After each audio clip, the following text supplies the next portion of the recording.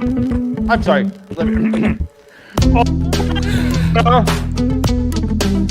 You ready? Yep. Where is it? Oh yeah. Okay. Did it? I did twice. So subdued.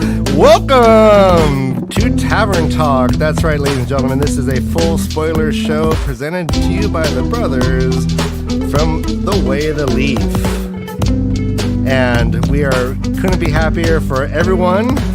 Humans on all the spectrums. You are welcome. Really couldn't be happier for everyone. Loved, and you are appreciated. And everything you bring to this will be, we will definitely be reading every comment, and some comments we will be addressing specifically. Darren, you like my outfit? I love your outfit, Ryan. You look like you are ready to hit the Vegas Strip. You are walking past lots of fun. You are going to the MGM Grand, and you are betting on craps like a crazy person right now. No, well, I'm on I'm on the arm of someone who's betting wildly. Okay. All right, but we have some luminaries joining us, and we couldn't be happier. Yeah, Bay Area represents. For sure. So we have two guests from the Bay Area, Brian from Barside Chat and Mr. Stovey, and a first-time guest this week will be Wolf Brother 7. Let's bring him in. That's not the right one. One more. Hold on. Everyone hold your breath.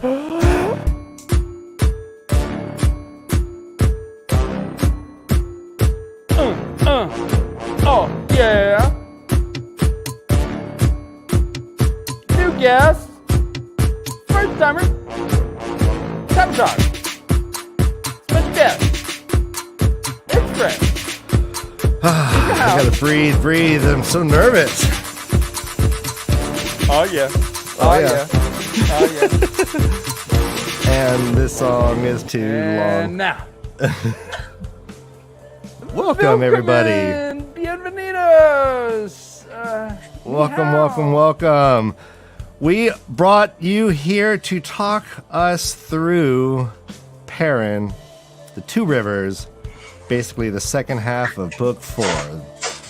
And it's rife with conversation. We feel like we've been neglecting Perrin on the show, so it's about time we just basically give him the entire show.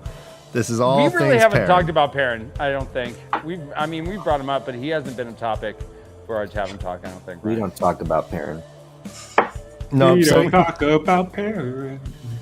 So for all things Perrin, and God, look how gorgeous. Oh wow, look at that! That's like a Disney photo. It's better. It's Amazon photo. Much more reputable company. Right, I guess. I used to work for Disney. All right, so first half we'll be diving into this. We'll take a mid-show break, and then second half we got some games. We'll have thoughts from Floaty, and we'll just continue the conversation. Thank you all for joining us. Yeah, let's introduce each person individually. Ryan, to my bottom right, I guess my southwest corner here, we have the Mistress Dovey. Welcome, my friend. Thanks for having me. I literally was just outside gardening, and I'm a mess. Awesome. We'll warn you if any bugs start crawling from your back over your shoulder. Thank you. Plants just grow without your help. That's what I mean. That's why they're cool. They're like the cats of nature.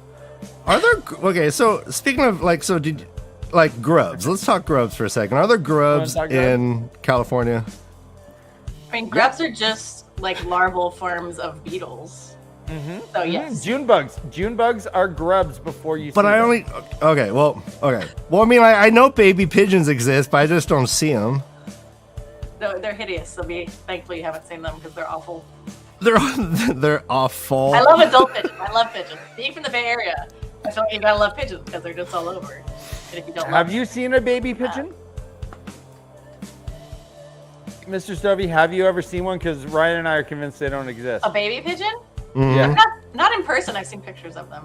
Okay. They're, Then like, no. literally Then it doesn't hideous. exist. Yep. Yeah. No. Photoshop. It's deep fake stuff. Thank you. Thank you. Someone prove to us that there's a baby pigeon. I dare you. Change my mind. Change my mind. To Mistress Dovey's right, I guess my southeastern quadrant, we have Brian from Barside Chats. Hello, my friend. Hello. Great to be here. Welcome back. Welcome Thank you. back. Thanks for having me back. It's Last been time a was while. November. We it was like November, like Thanksgiving weekend or something like that. It was a weekend before Thanksgiving. Okay. It's been a while. It has been a while, but amazing. Like your memory, awesome. Yeah, we probably just. Well, I talked remember football, because right? it was traumatic. Oh. Because I was in. Good. Yes. Yeah, Go on. it was a very traumatic experience. I was in a Airbnb bedroom with the rest of my family running around like maniacs in the rest of the house. So All right. So like the next therapy session, you like Tony Soprano, like. oh yeah. Like you went in there and you had to present now the puppet. I'm Yeah, trying where to did the balance puppet touch you? work-life. Show me where they touched you on the puppet. Yeah, exactly. Show me on the. Hey, you know what, Ryan and I. You know what? That was my job for 4 years.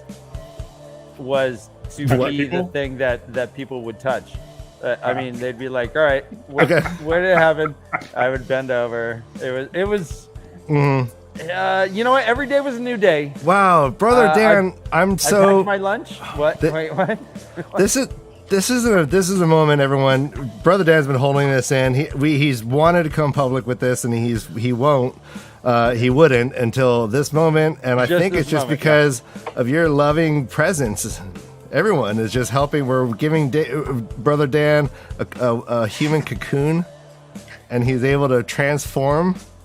Yeah. You're a beautiful Brian, butterfly. I feel the wings growing. What happened was every time that they transferred their frustration and trauma onto me, every time I got touched in different areas, like I was there, Ryan. I was there. Mm-hmm. It was anyway. I don't know where I'm going with that. All right, but I quit that job. Anyways, thank you for being here, Brian. Yikes. All right, and finally, to my left, the far eastern quadrant, I would say, is our friend Wolf Brother 7. We are breaking your video chat show cherry right now, are we not? That is right. Never thought I'd be doing something like this. Well, we do want to thank your wife for telling you that it was cool to do it. Yep, she'll have to put the kids to bed tonight by herself. So No, yeah, it's a group effort. That's Yeah, it amazing, takes a and we hope village. to get to know you better, Wolf. You've been just blowing up our chats with some of the greatest, funniest comments and insights. So it's really great to see you.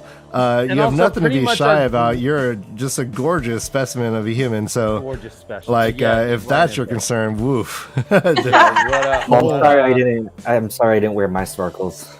What up? Yeah, but And that yeah, this shirt is a looks great. so good. Not only is it your first time with us, but it's your first time ever appearing on a show. Damn, show the shirt. Oh, woohoo! Wow. Yeah.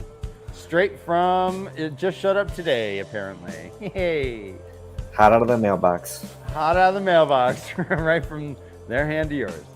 So thank you for being here. I'm stoked that you're here. And yeah, I appreciate you all. You're the best around. And no one's ever going to let you down. We are going to talk about parent stuff, guys. So what we generally do is we do a first-time reader show on Tuesdays that is currently at the Shadow Rising now. This coming Tuesday, we are talking chapters 27 to 30. So that's kind of going to be our launching point for our discussion here, is Perrin going through the ways with Fael, entering the two rivers, and finding out what Perrin finds out. I mean, his family is completely gone. So I don't know exactly how to start this, but I mean, so Perrin re-enters his hometown. Ryan, what's the question? How do you feel? Yeah, what's the about- launching I point? don't- What angle are we? Okay, so first off, like let's the ways, right? Is there anything of note or interest of them going through the ways besides Fael just being an epic weirdo and Perrin just like loving her for it? What was that, Wolf? He smacked like it was.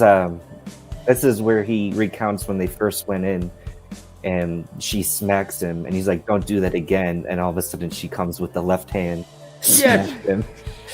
Yeah. And then a gut punch, and then just to fuel that like weird thing that they're trying to maneuver, like power dynamic of the relationship. We do have what seems to be some domestic violence. Yeah, she slaps the shit out of him twice, and then it's alluded that she is sitting all dodgy in her saddle after he was done with her.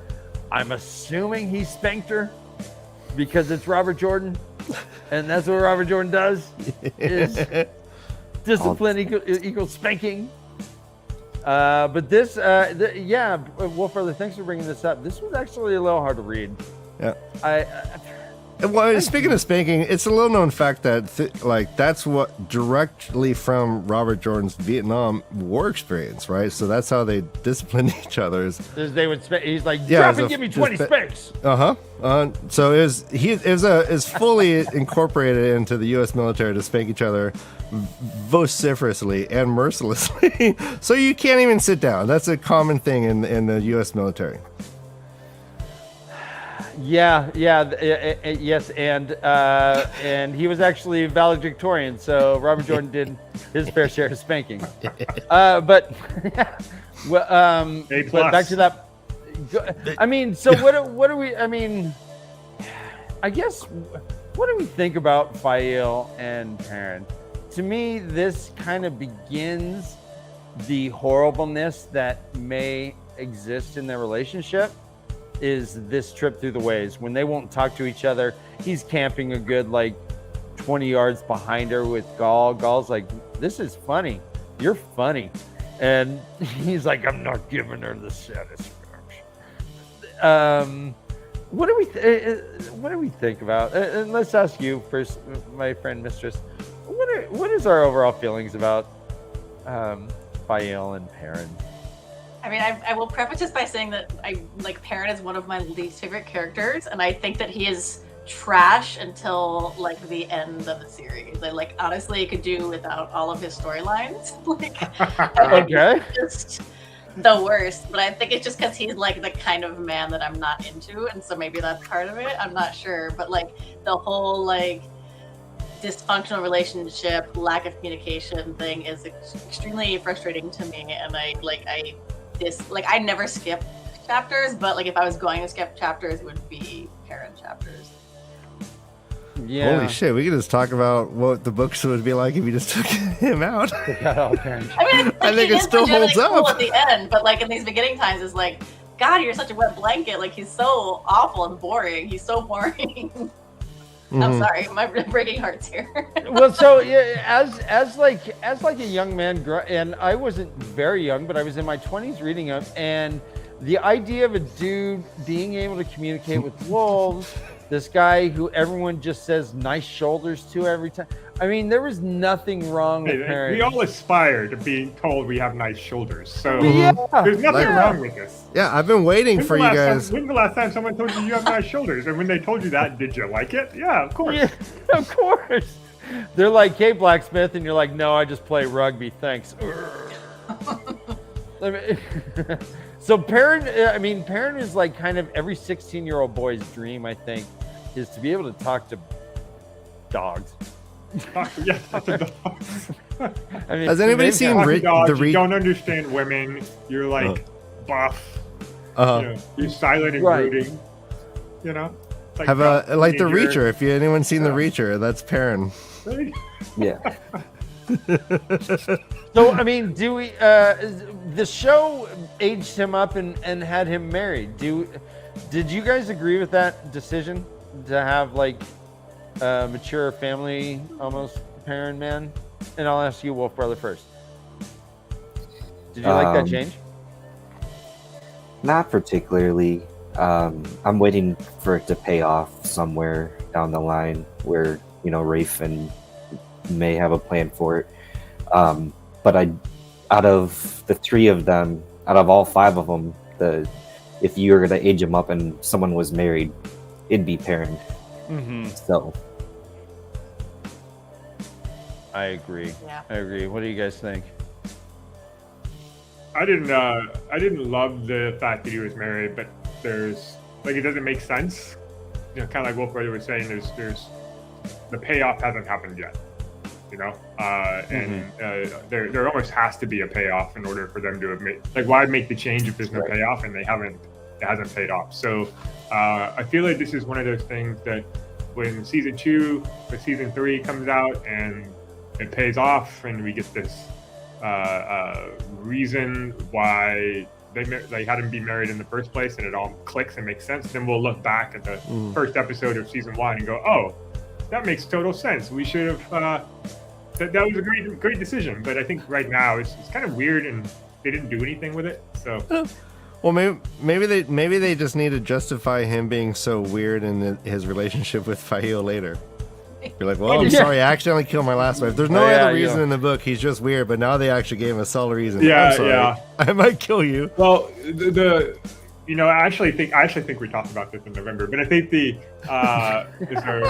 getting deja vu here. But I think the reason, to me, the reason why it works, even though it's weird, is that when he kills her with his axe, and in the books he hates the axe, right?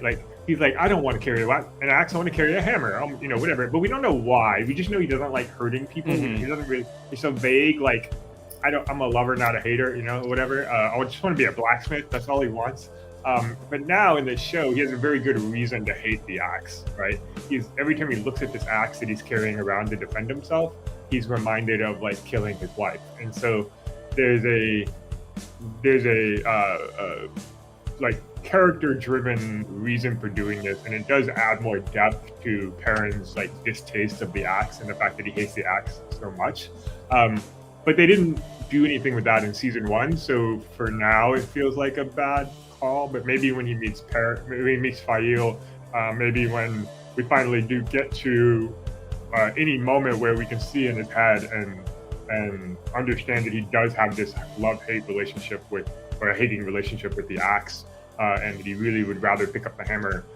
That conversation never happened in season 1. But if it happens in season 2, then that could be part of that tying together. Oh, I had a wife and I killed her with this axe, and now I hate axes versus all that stuff. So it could be a cool development thing. They just didn't do anything with it, which is frustrating.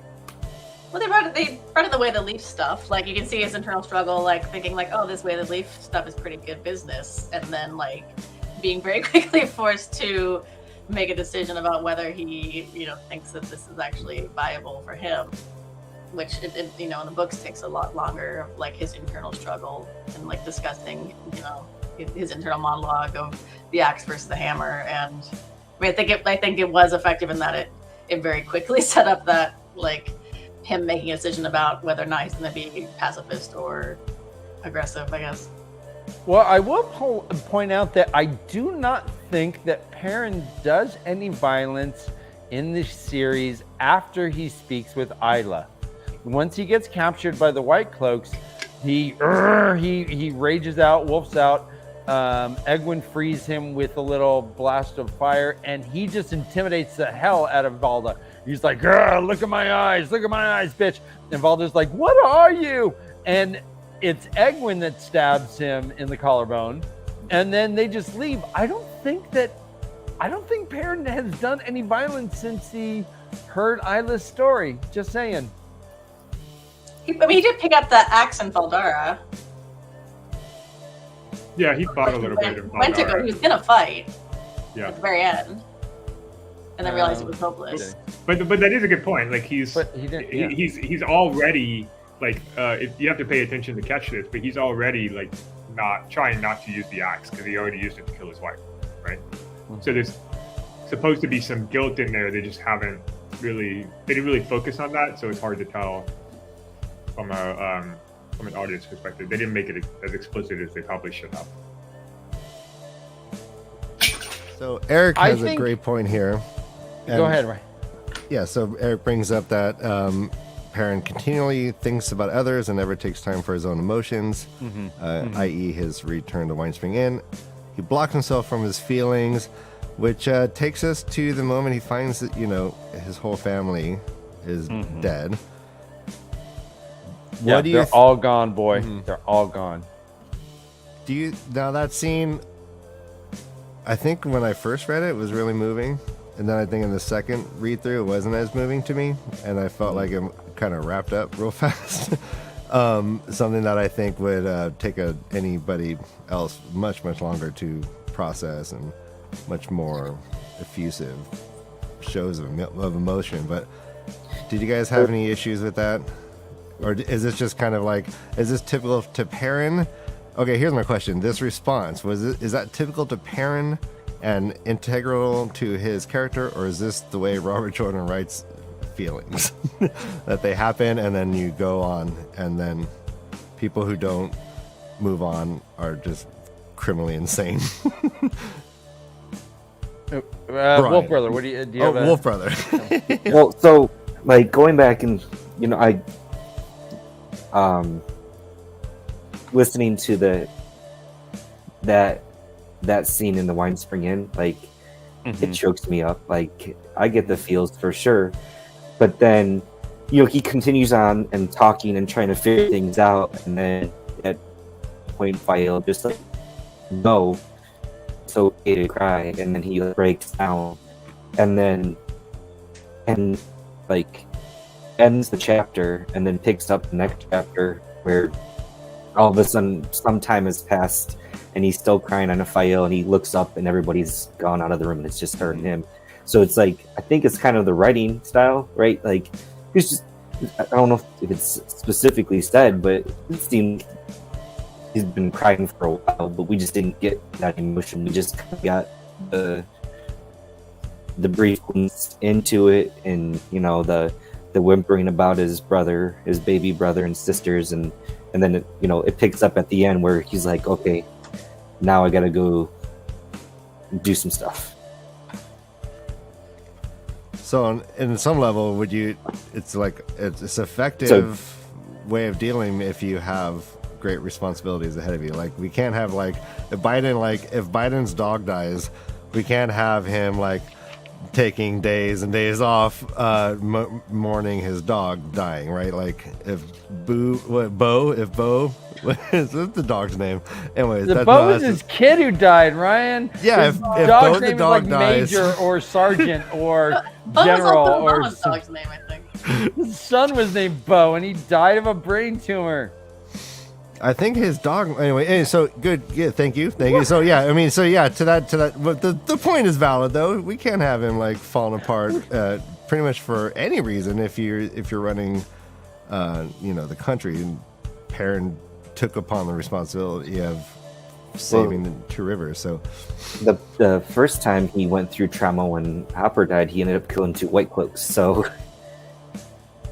right. Well, I love the line here where it says. response. The line here, it says, he opened his mouth to tell her it was all right, to apologize for breaking down, but what came out was, I couldn't get here any faster. I couldn't. He gritted his teeth to shut himself off. And then she says, I know, and petted his head like a child. I know. And then he wanted to stop, but the more she whispered understanding, the more he wept, as though her hands soft on his head were smoothing the tears out of him. Now this notion... That's beautiful. Go ahead. Now, this notion that he felt responsible, yeah, right?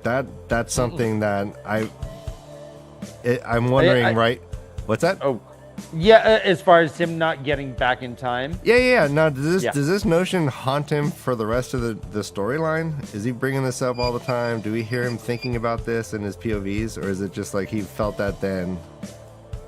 And then didn't, right? Is this informing his decisions later, in some sort of way?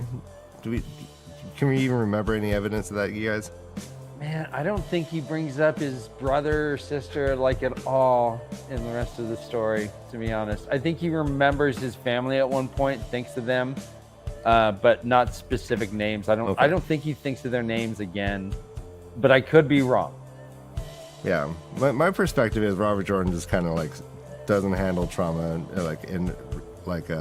meaningful. He puts these characters through some of the craziest, hardest, most traumatic events, and the way they bounce back, it's either they're otherworldly characters that are just great at it, or it's just like he's just not really like focusing on that, which is fine. I mean, still the story moves along and characters develop, but I always kind of wish that these events would inform them later. Like maybe like the trauma of his family would make him like do something super rash, like he'd see, like in a movie, oh my god, he sees someone that looks like his mom and he has to save that person, and anything that kind of ties it together would have been nice, in my opinion. But yeah.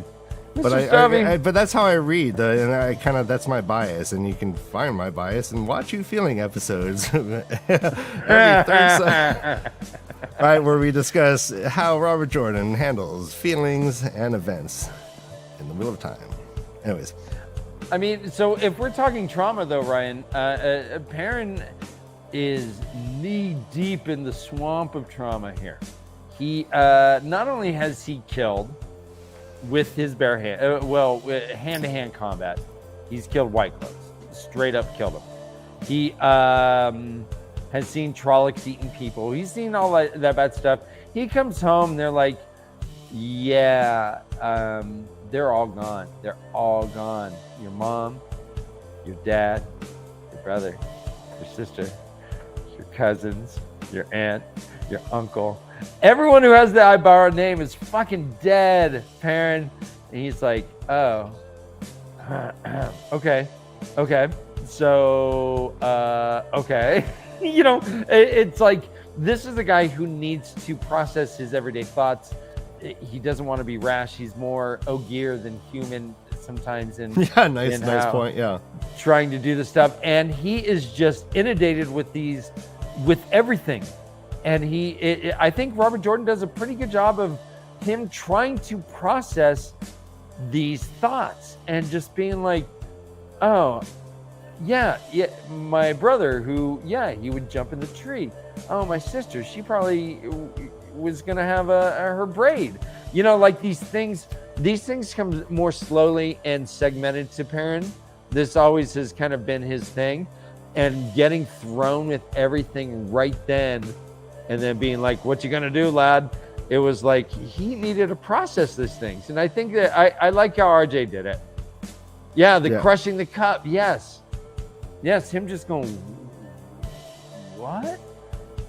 Yeah. So, Mr. Stubby, I mean, as far as Perrin and losing his family, talk to me if you can. I wasn't prepared for this. I didn't look back over the chapters. But I mean, also, like, he was living with the Luhans for how long was he living? Right. Like, his family was out of town. He was living with the Luhans, like, apprenticing and probably living in town and not even seeing his family that much lately. So, like, it's possible that he's kind of already had a little bit of distance to them. Or could add to the guilt. Yeah. I mean, he's a man in his young 20s. He's like, shit, man, I was 5 years away from my family. Why wasn't I hanging out with them? I mean, who knows? I'm not. Give me your opinion, and I'll tell you you're wrong. Yeah. The way the Leaf. All right, and speaking of wrong, Matt Stacker said not everyone named Ibarra. He meets a cousin later. Only you guys. Only our chat. I think there's also like a writing component to this and like an entertainment component to this, which is nobody wants to see a character mope around for 6 chapters in a row. So it's like, okay, you're in shock, move on, get revenge, keep busy so you don't have to deal with it, and then move on with the stories. So I think if we, I don't know, I kind of think that it's totally fine. It doesn't have to be a very realistic depiction of grief and things like that. And then as Ben was saying in chat, he is reacting realistically in terms of being stunned and shocked and not really being able to deal with the emotions. But you know, part of it is like, how long do you really want to spend with Perrin crying in Fayo's lap versus About like 7 get on and kick episodes. some Trolloc butt, you know? No, I mean, and that's a good point. I am perhaps being too critical. Yeah, Perrin's like, hey, can you make me breakfast? And Fayo's like, what am I, your mom? And he's like, no, my mom died. And his lip all quivers.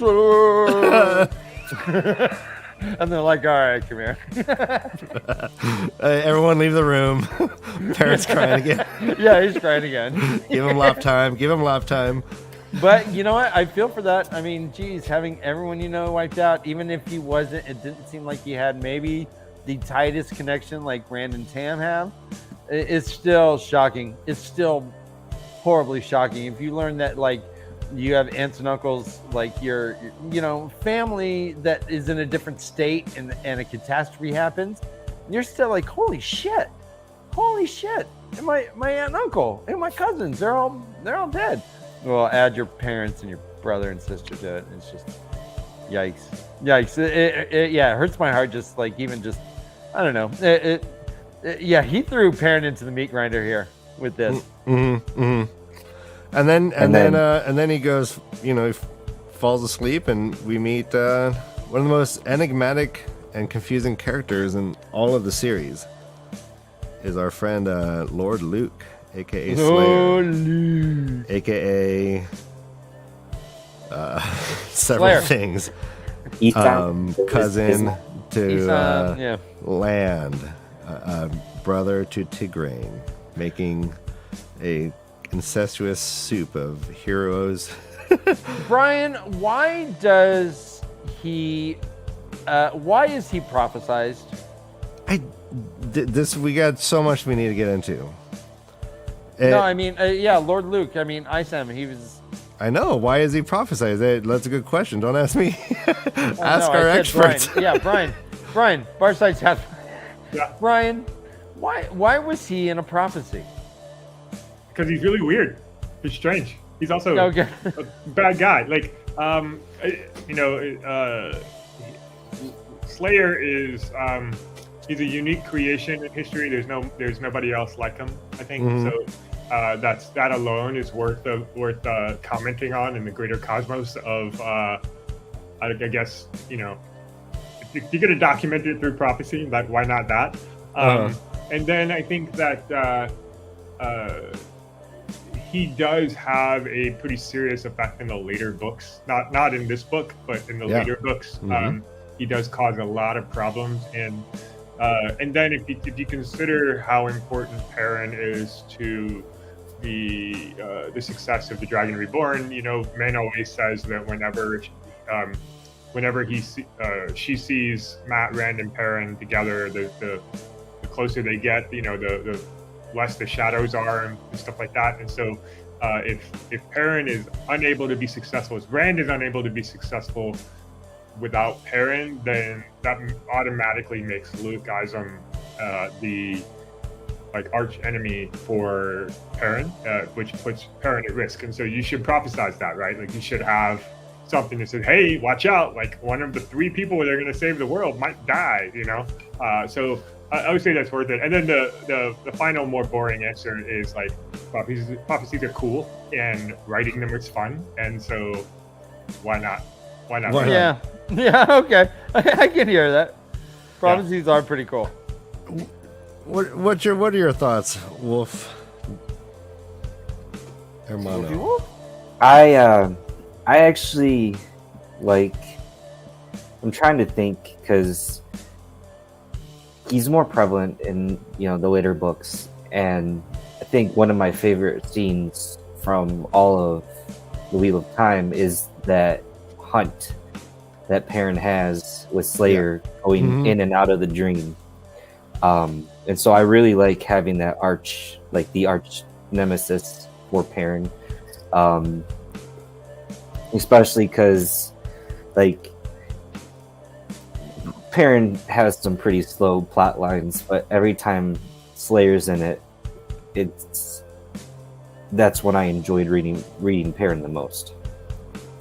Yeah, I would agree with that. So- And if you consider the last battle, it's like spoilers for the very last book, but the Perrin's arc in the last battle is Perrin's role in the last battle is to defend in the dream world. Yep. And so you have Rand fighting the Dark One inside. It's a metaphysical battle. You got Matt and the armies outside of Cheryl Gull in the real world fighting, and then you got Perrin and the wolves fighting in the dream world. And so, and Slayer is effectively his like arch enemy there. So, yeah, I mean, this guy's important enough to have prophecies named after him.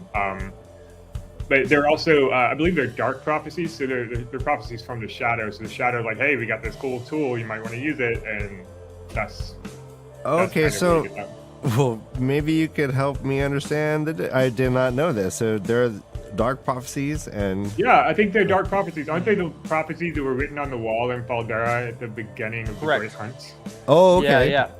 So they're Slayer was. written by Trollocs. Wait, well, then he wasn't prophesized. He was already alive. I mean, like if we're talking about what happened in the books, then Slayer could have already been alive and kicking and doing crazy shit for a while. We don't know how old this It guy says Luke came to the mountains of doom. Isam waited in the high passes. The hunt is now begun. The Shadow's hounds now course and kill. One did live and one did die, but both are. The time of change has come. Blood feeds blood. Blood calls blood. Blood is and blood was and blood shall blah, blah, blah. So that was written on the walls. So it's written on the So walls of Luke and Faldera, Isam were- and Varen or Moraine or somebody identifies those as dark prophecies because they're written in Trollocs script or something. And so they're not necessarily like the White Tower prophecy. The White Tower maybe never knew he existed, but the Trollocs did because of some dark prophecy thing.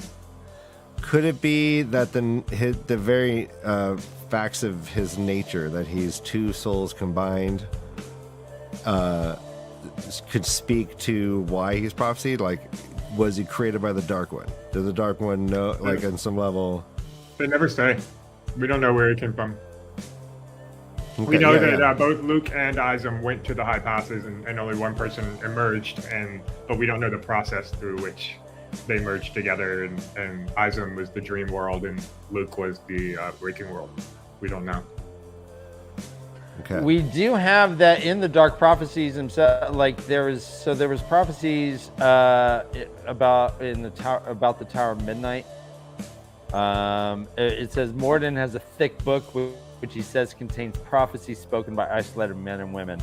And both Matt and Perrin are mentioned. One, the one-eyed fool travels the halls, and the other, the blacksmith's pride. And there's also mention of the Wolf King in another prophecy. Do we think that Tavern is this a result of Tavern? I was gonna ask the exact same question.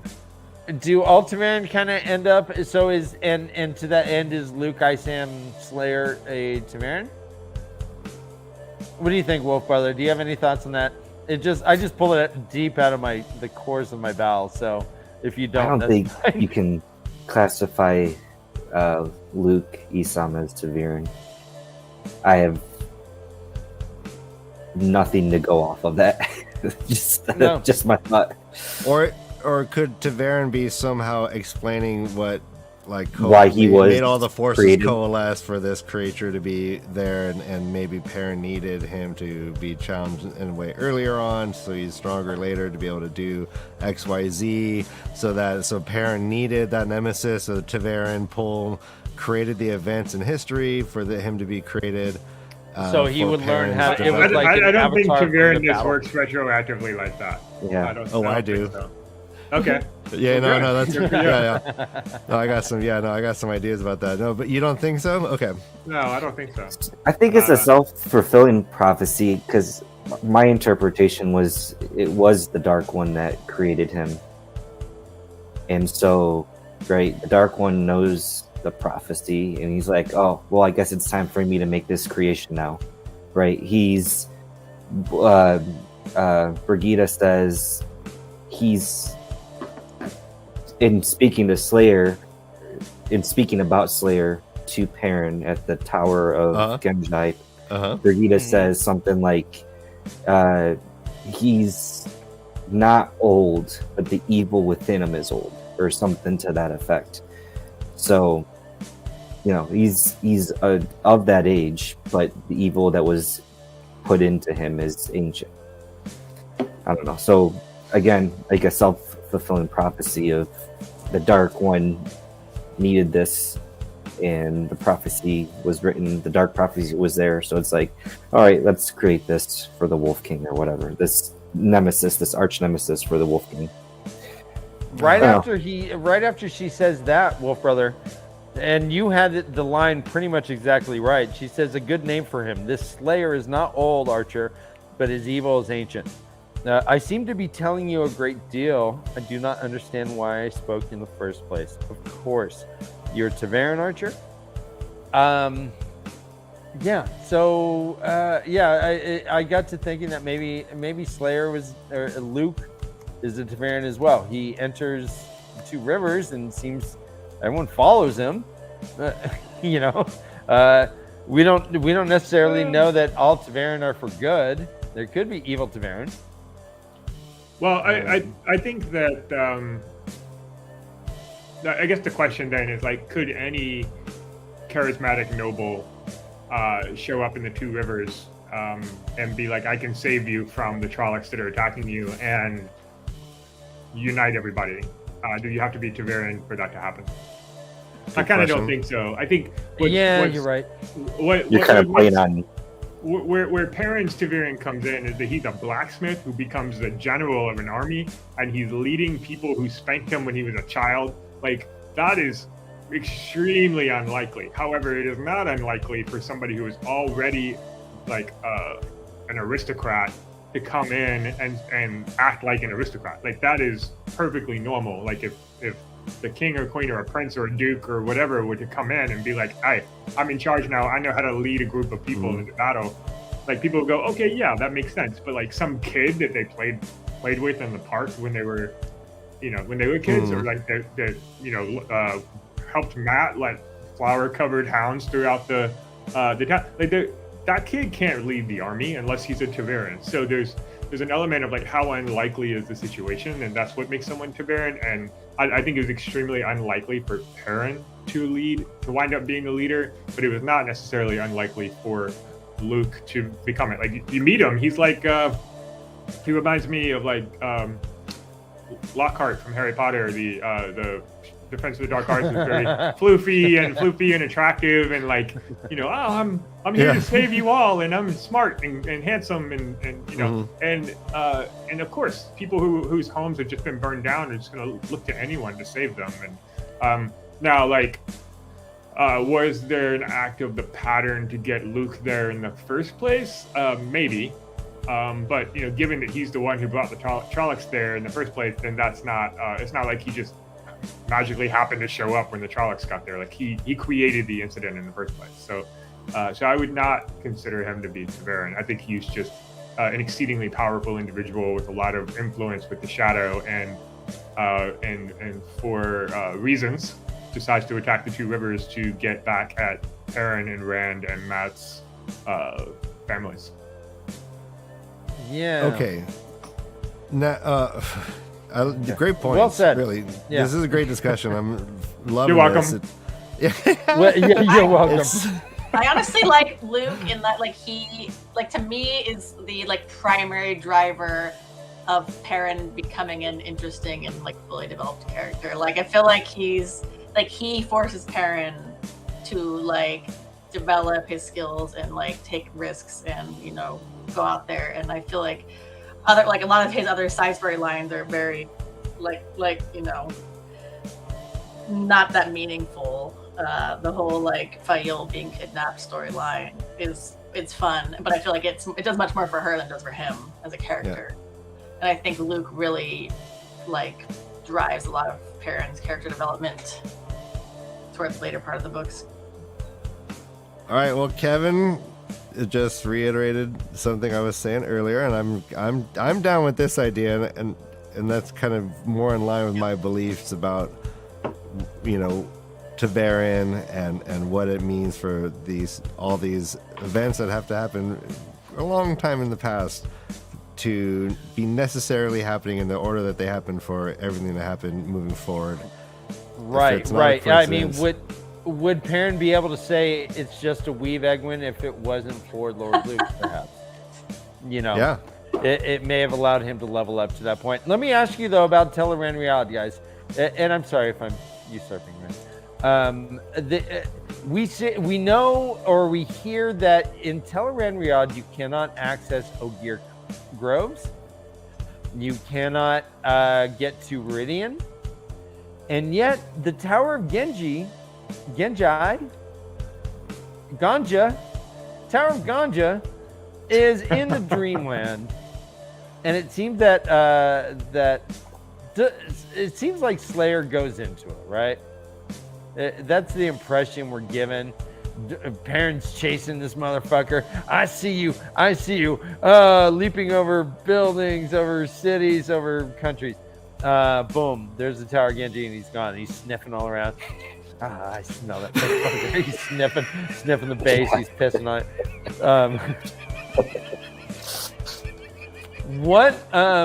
Why is the Tower of Genji in Tel'aran'rhiod? I guess is my question.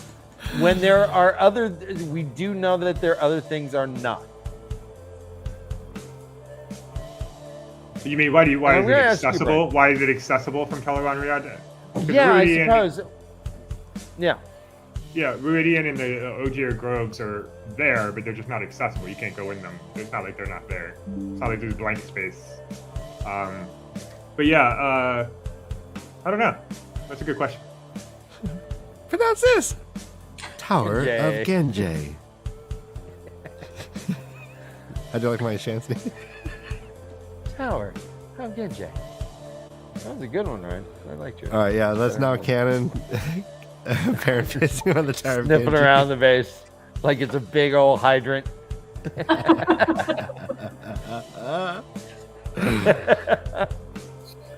I mean, if we're trying to understand the nature of the Eilfin and Aelfin being, I guess, are we all resoundingly agreeing there's some sort of alien life on a different planet? Actually, maybe we should ask. Right, I guess that's Ryan. That's exactly my point. I didn't clarify it, but we know that the Ogier are a different species altogether, right? There's even thoughts that they came from another planet, and when they open the Book of Knowledge or whatever, they're gonna blast off to their own planet. That's confirmed, like, Dan. I think that's a confirmed canonical thing that they're aliens. Right. So that is, and they're not in the Dreamland. Rhuidean is. Why isn't Rhuidean in the Dreamland? I don't understand. Like, I'm trying to grasp why the Tower of Genji is and why Rhuidean isn't. I guess I can. Is it possible that out of all the is it a Terangriel or Angriel that are stored in Rhuidean, maybe a Dreamspike's one of them? Oh. So it's a block. Is that a possibility? Because then that would, right, that's what the Dreamspike does, right? It cuts you off from being able to go into that area. Does it manifest as that fog? Because the fog's in the real world, right? Is the fog in the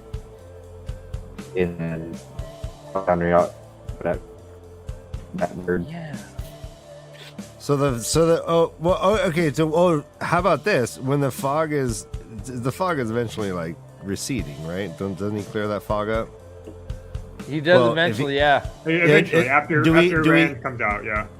Is there anybody looking for Rhuidean in the dream world after that happened? Maybe the fog was like acting like as a protective dome in essence, and once it got cleared up, maybe if you went around, you could cruise around in it in the dream world. Do we know this?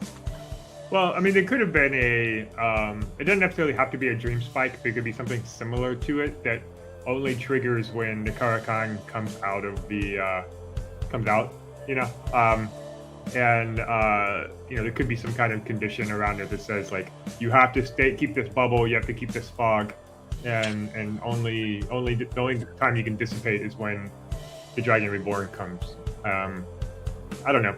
There's potentially like a ward effectively that says when this line is crossed by this particular kind of person, the fog goes away. Maybe. Speculating. Well, I mean, we don't well, know. hold on, We don't but know. It Rand- just the pattern does it. You know.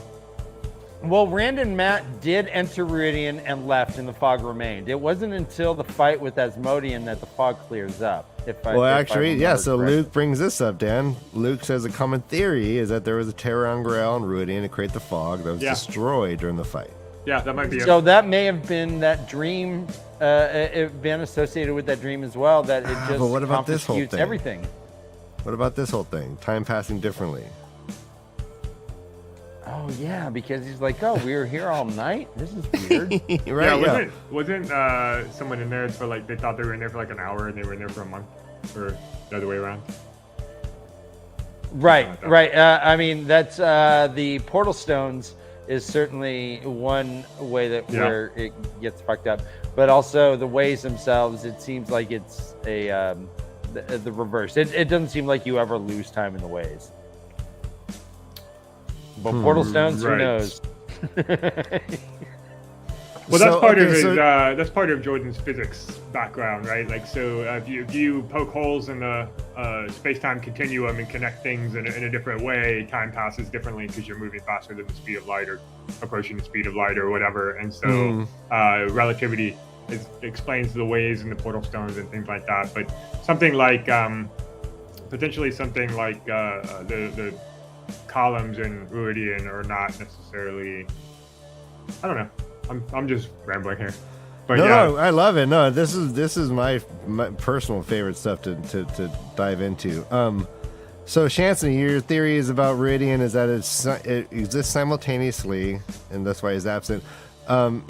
Is the Tower Genji in the physical reality also, or is it only in the dream world? It is. It is an actual tower that both Bale Doman sees, and then later Yeah. Matt All right. and Tom. So my question to Shantani is, explain why Rhuidean is inaccessible in the dream world versus Genji. If your theory is that they just both agree at the same time, so why wouldn't the Tower of Genji be absent until I ran around? Just wondering. I love this stuff. Yeah, especially because the Ogier Grows aren't there either. And so I always consider the Ielfin and Eolfin to be like aliens, right? They kind of go. I mean, what is your? Let's talk Ielfin and Eolfin. What are your kind of concepts of this? And let's start with you, Master Stovey, because I like your voice. I mean, the most recent thing that I heard was maybe even one of your chats was that Robert Jordan himself confirmed that they are not humanoids, right? Mm-hmm. Which lends credence to this alien theory. They're on a different planet, and like in the Age of Legends, they travel between worlds, so they could have built these portals and met these aliens on their own planets and built portals to them. Yeah. But it And seems then- that and we then don't for- have access to the Ogier in the dream, yet we may have access to these two species in the dream. And to me, if they're all aliens, I'm wondering why that is, I guess. Does that make sense? Yeah, no, that's a good point. But I mean, like, well, it might have something to do with the idea about how Ogiers are stuck and these people aren't.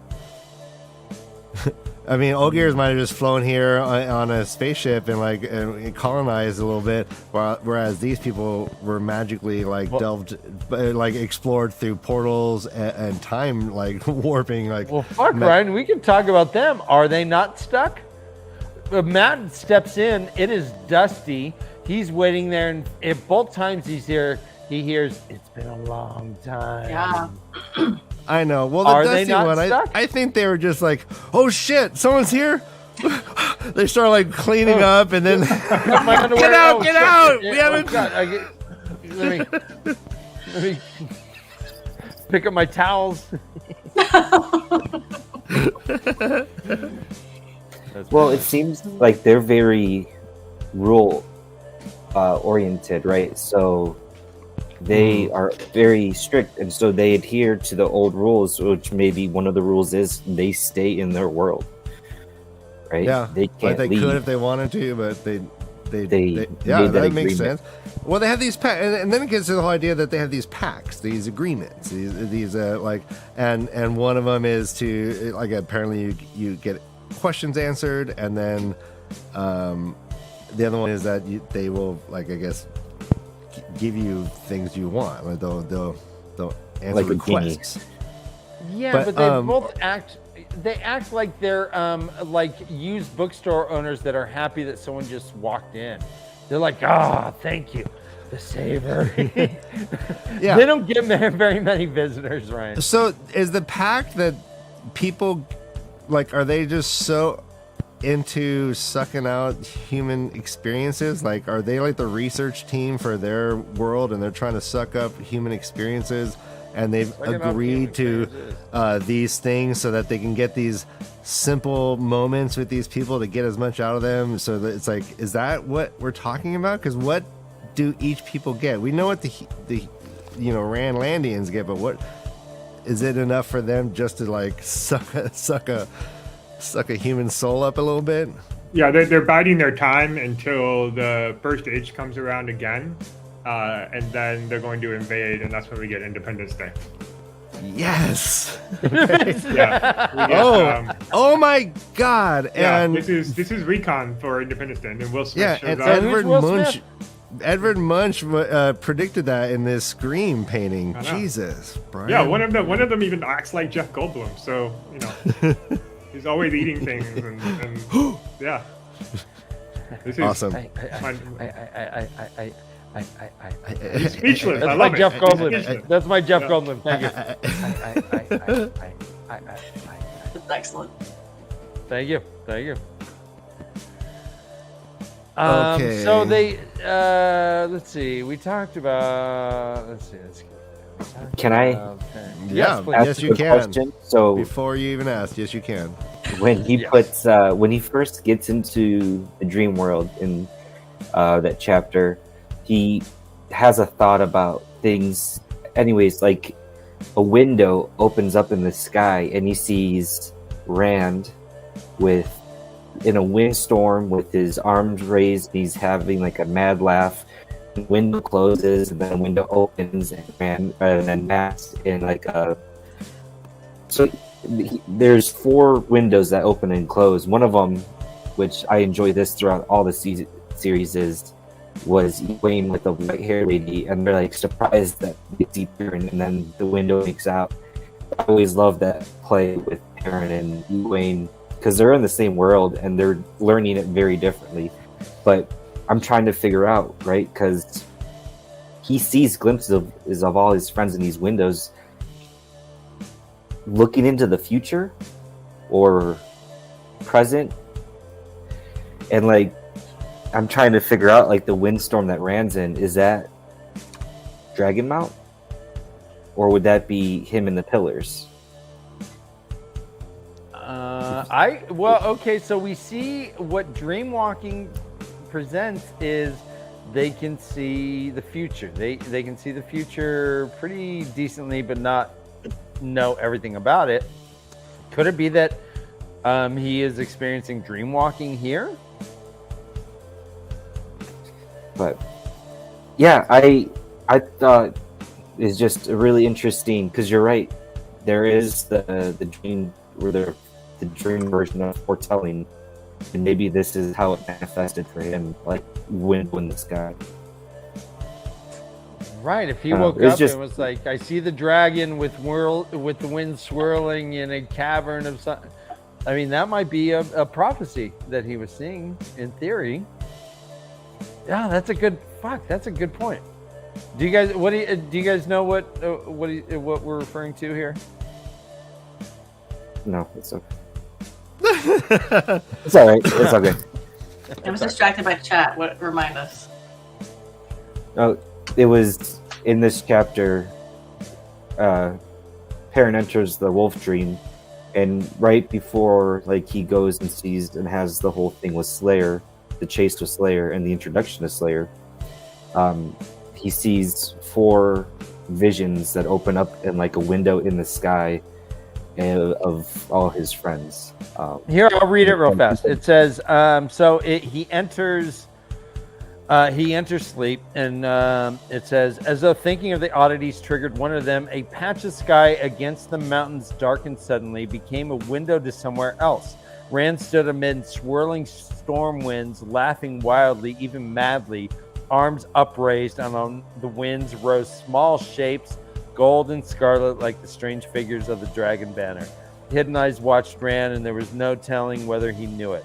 The odd window winked out, only to be replaced by another farther over, where Nynaeve and Elaine stalked cautiously through a demented landscape of twisted, shadowed buildings, hunting some dangerous beast. Perrin cannot have said how he knew it was dangerous, but he did. That vanished, and another black blotch is spread across the sky. Matt standing where a road forked ahead of him. He flipped a coin, started down one branch, and suddenly was wearing a wide-brimmed hat and walking with a staff bearing a short sword blade. Another window, and Egwene and a woman with long white hair were staring at him in surprise, while behind them the white tower crumbled stone by stone. Then they were gone too. He's looking at the sky, seeing this shit. I mean, That's a great point, Wolf Brother. Thank you for bringing that up. Yeah. What's going on here? Like, whatever he's on, give me some. But could this be like the like precursor to the 3 Tavern boys at one point, like being able to see each other in the waking world? Like the rainbow effect, right? Yeah, like is this Colors. like their threads being pulled closer and closer together, almost like traveling, where like the space between them is going away. That's a good point. I too. mean, I Brian, think But he's. then, Go ahead. go ahead, Brian. I was gonna say, I think you were asking, like, is he seeing the future? Is he seeing the present? I think he's seeing the present because the girls are in Tanchico, I think, or on their way to Tanchico, and they're about to fight Moghedian, which is the dangerous beast, potentially. And then you've got, what was the other one? Matt is making decisions about where he's going to go through his life. He's about to go into Rhuidean, or he's going, or has just gone into, or is about to go into Rhuidean. And then Egwene and Amis are in the dream, she's learning how to be a dream walker, and she sees Perrin walking around, and they're both like, oh my god, what happened? And then I think Rand with his... Well, Matt doesn't get the hat yet, though. In story. The timelines are kind of weird. So he may have...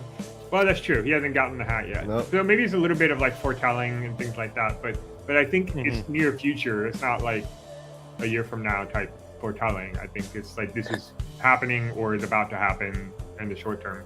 Egwene has several visions like that too. Like some of her dreams are like, this could happen in the next day, right? Mm-hmm. So I don't know. I think the mechanism of having bosses in the sky is very strange. And it's like we don't know why. The boring answer is Jordan thought it was cool. But I don't know why. I don't know why it's a box in the sky. Well, I mean, I do agree with you, Brian, that I think that I don't know if we see this dynamic further. We see Egwene entering the star realm and those windows, but she's looking like more from space looking down than on the ground looking up, it seems. I mean, we see something in the last battle. I mean, there is kind of use of the one power to kind of make these kind of aerial windows to look down onto the battlefield. Right, but that's not Teleran. That's different. That's like a portal. That's not like a dream window. I mean, is it something that like I wonder if Perrin could have just jumped in to Rand's dream? Like, I mean, he is certainly can fly. Could he have just jumped through that window? It's possible. Yeah, he didn't know he could jump up super high like that yet, but he might have been able to be like zoop, zoop. Where's Hopper when you need him? Yeah, exactly. Hopper, get me up there. You're here I too like strong, this. young bull. Just get All me right, up there. Chansey's coming in strong. I think Tel'aran'rhiod is the nexus of all other realms. It's the central anchor point of everything, and that makes a lot of Dark sense. Souls. Or Demon Souls. Yes, nice Dark Souls reference. Come to the nexus. I mean, Varen says that much, right? So in one of the books, Varen talks about Tel'aran'rhiod, and she says it's kind of where everything connects. You've got the portal stones, alternate realities. It's one of the few constants in the universe. Is Tel'aran'rhiod. So so the fact that like it exists in every portal world, it exists in every time. It's not like unique to this age or anything like that, or even this reality. There's a bunch of realities, and everybody shares the same Tel'aran'rhiod, which is partly why when you go there, the only things you see by default are things that are permanent. You don't see like a drink on the table because that's going to be gone in 5 minutes, but you see the table because the table's there for days or weeks or months. And so in every reality, or most realities, there's a table in that inn or whatever. And so Tel'aran'rhiod is like this central like nexus, I guess you could say. It's one of the Varen describes it as like one of the constants in the universe. I forget what the other ones are off the top of my head, but there's Tel'aran'rhiod, the pattern, the wheel, And suffering. Well, I guess, I mean, so... death and taxes. This may sound like a dumb question, but so if we have a table that is established because it's always been there, or it has been there long enough for Tel'aran'rhiod to accept it as being the norm, is this then our like Jungian collective unconscious that is, you know, when you go into this house, we all remember that table. We all, I mean, it sounds like it's almost a constant then, right? That if we go into the dream world, it will always exist and will transfer. I don't know. What? I'm sorry. This is the greatest. Yeah, because they've been there for weeks and months. Very cool. Oh man. Yeah, but yeah. I think what you're saying is right. Like it's if you want to get like metaphysical and really buy into the pattern metaphor, it is probably you might say something like it's if the creator is looking at the pattern, then Tel'aran'rhiod is actually like the pattern recognition, where he's looking at the repeated pieces of weaves, the repeated threads that in going, oh, that's cool, oh, that's cool, oh, that's cool, and like noticing those things over and over and over, and that's what becomes visible in Tel'aran'rhiod, because it's the collective grouping of all the threads together and saying this is the reality around these threads. But if you're zoomed out looking at the pattern far enough, you don't see the details about like what exactly does this note say that someone wrote to somebody else, and in fact that note may not exist if you even move your eyes a little bit looking at the pattern. So I don't know if I explained that very well, but it's this you could think of it as like a reflection of the pattern, and the more threads there are that recognize a particular reality, the more likely it is to be displayed in Tel'aran'rhiod. Love it. No, that's awesome. That makes sense. Very well. Yeah, that makes a lot of sense. No. Fuck yeah. No, I'm actually following you, and I want to bring this up. Tel'aran'rhiod, the creator and the Dark One are the three constants Varen mentions. Luke, Ace, Jedi said. Now, that's amazing to be thinking that the very earth that she's standing on at the moment, she's like, this is not a constant. She understands that in ways that like we only understood through studying, the universe and what have you. Well, it depends. So, Matt Hatch from the Dusty Wheel and I talked about this on our podcast, which I'm not going to advertise. But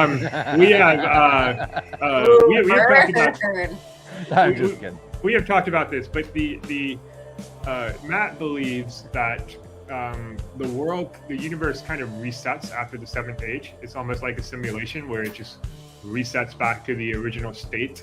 But there is a school of thought that says that you have the Big Bang and the Big Crunch, right? Jordan wrote this in the 90s and early 2000s when the Big Crunch was potentially a reality of metaphysics in the universe, where you got the Big Bang and the whole universe expands, and then at some point it loses momentum.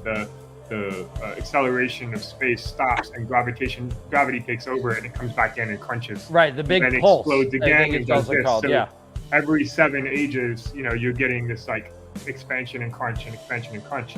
And so if you just go with that as the metaphor, then yeah, the Earth is not it's not constant, because at some point the whole universe in the seventh age is trillions of years long, and it eventually collapses back into nothing, and then re-expands in the Big Bang, and then you get a new Earth and a new world and all this stuff. And like, well, hold on, Brian.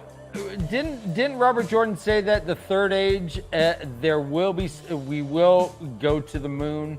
It may not be Neil Armstrong, but certain things will happen in the third age, including going to the moon, right? Or first age? Yeah, first age. Yeah, I mean, so first age. The first age could be the first age. So I think you have to have an Earth and a moon, right? Right? Yeah, the first age is supposed to be us, I think. So if we, you could go from 6 billion years to, whenever one of us decides to drill into the fabric of creation and try to find another power source because coal is bad. I've been trying, bro. What killed the dinosaurs? I've been trying. Global warming is about to destroy us. We got to find another energy source. When I'm not live streaming. Yeah, there you go. Bitcoining. You can drill a lot of things in your free time, but I don't know about. But anyway, so, but if you think the first age is basically our time, everything that we can remember and that we know about, up until the moment when the Dark One is set loose, and then the second age is everything, kind of a bunch of things after that, and then the third age is the one in the books. You could also say the fourth age is post-Rand, the fifth age is something else, sixth age is something else, seventh age is the heat death of the universe. The first age picks back up at another Big Bang, and then But again, to my point though, in the first, so there is always going to be someone who reaches the moon in the first age. So that means that there's always an Earth with a moon, right? I mean, yeah. Right? I mean. So it seems like the simulation, it's not a Big Bang per se. It's that's a randomizer. Reset. It's a reset of the simulation, so that the same. It's like hitting Sims and then hitting reset, so you still have the same overall structure. Right, but the idea, the whole point of this is like it's not a constant because it's not always the same. Teleron Riyadh is there whether there's an Earth or not. So if the sun were to explode and the Earth were to get destroyed, Teleron Riyadh would No, I'm actually digging that. I like the idea of there being some sort of planetary Pangea where the original beings all coexisted before maybe the Big Bang happened, right? So maybe that's right, like that's how we have these mixing of alien species on Randland, is they were all like mushed together. And I mean, Ryan, to your point then, aren't the Heroes of the Horn isn't Brigitte kind of a god-like archetype?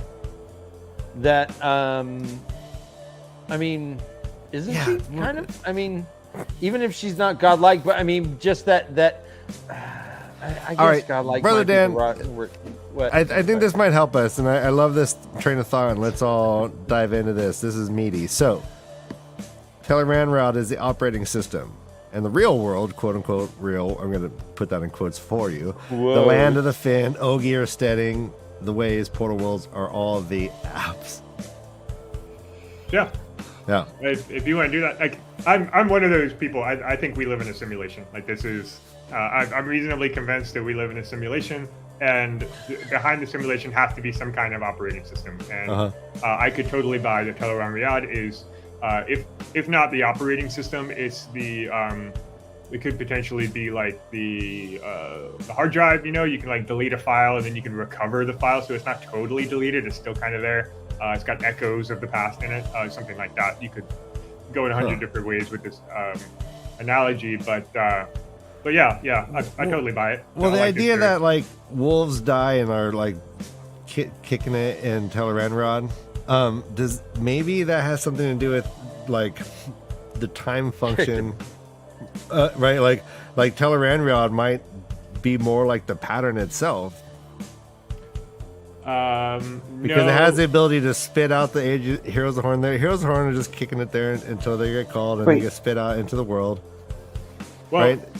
I want to let Wolf Brother and Mr. Dobie chime in here because I'm talking a lot. But if you think about the portal stones are effectively alternate realities, and the question then is, are they alternate patterns as well? Because different choices were made. Different threads were woven, and if that's the case, then there's actually multiple patterns out there, and that we all exist actually in a giant rug factory in the creator's world. And so Teleranrod can't be the pattern; it has to be something external to the pattern. Okay. Maybe it's the rug factory, and everything's possible. It's rugs all the way down. I like that. The creator is just some he's some craftsman, shop owner in the Middle East selling rugs. We just happen to be one of them. Yeah. Magic carpets. He creates magic carpets. I had a hallucination one time where I dug into the comparison of planets rotating around suns and galaxies with our own atoms, and I became convinced that we were just part of some giant creatures like blood DNA, and a flea doesn't know how big the dog is, and so I was like, you know what, we're probably just an atom. We're just living on an atom, like a proton swimming around a nucleus. I love it. The marbles at the end of Men in Black, right? Is that wait, what? Well, what? I gave up on that. That's exactly what I was thinking. The marble. Oh, I don't remember this. No, I mean it's turtles all the way down. It's turtles. It's 42. Turtles all the way down, or rugs all the way down. Rugs. It's weaves me at threads. But yeah, I do like this in that instance. So yeah, and Kev's been focusing on the dreamer aspect, and I have been too, as we've been talking. Dreamers seem to be able to utilize this and see into the future, I guess, or see possible futures that they use an algorithm and figure out what works for them. But yeah, I like the idea that the dreamers. I mean, that's what I think. Kind of what Perrin was seeing, and maybe the dreamers. I mean,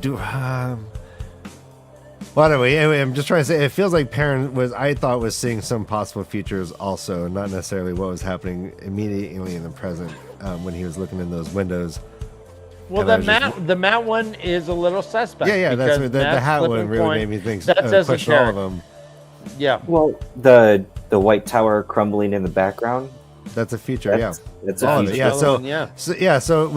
Thank you. It seems like it's just truly the function of time, and like, so I love the idea of the operating system, because you might, access all of it in that constant, as Varen calls it. That's awesome.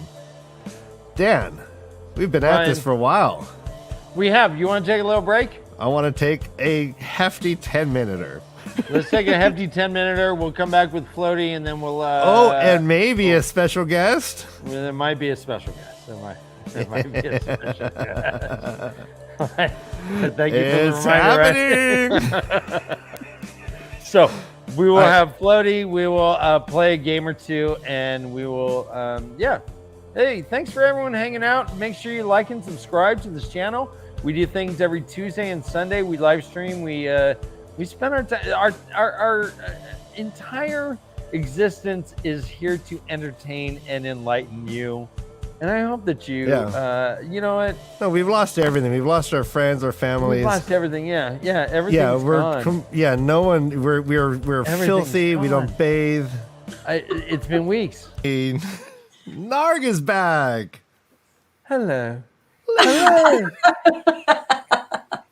Top of the morning to you. Oh, it's so good to be back, right? Yeah, I've been my horns. Hold on. There we go. They're set.